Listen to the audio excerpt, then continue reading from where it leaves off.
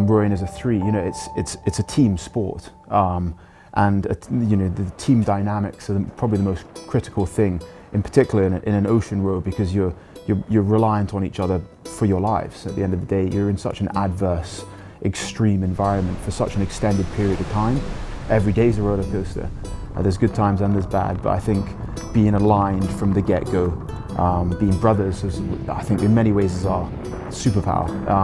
We've grown up with each other, we understand each other's thresholds, and we were ultimately doing it for the same reason. You know, we each had the same North Star, and I think being able to draw on that and have that shared objective from the very beginning was what allowed us to get through really challenging scenarios and get to the other side. An absolute legend.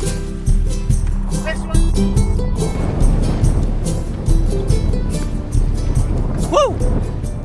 It was a life-changing experience, as you can imagine, and we raised a bunch of money for clean water projects, and we came off the back of that row, and then we set up the Maclean Foundation, which with a core purpose of trying to raise as much money as possible for clean water projects.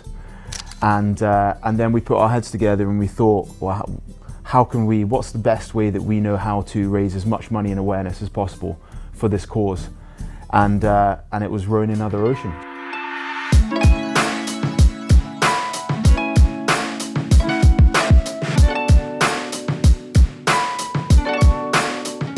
I had quite a funny interaction with the head coach, whose name is Wayne Bennett.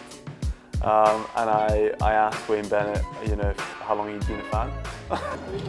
Fan clean on the coach. You're the coach? Amazing. Which, you know, apparently he's like the biggest coach in rugby league, so there you go. Straight, you know, if that's an icebreaker, I'm not sure if that's an icebreaker or not. Have you heard of Russell Crowe before? Yeah, it rings a bell. Yeah. I've got like the worst popular culture just across the board. We had some conversations at sea, and the majority of them I didn't know. I'd never heard of them before. So yeah, I'm not one to go off on that front.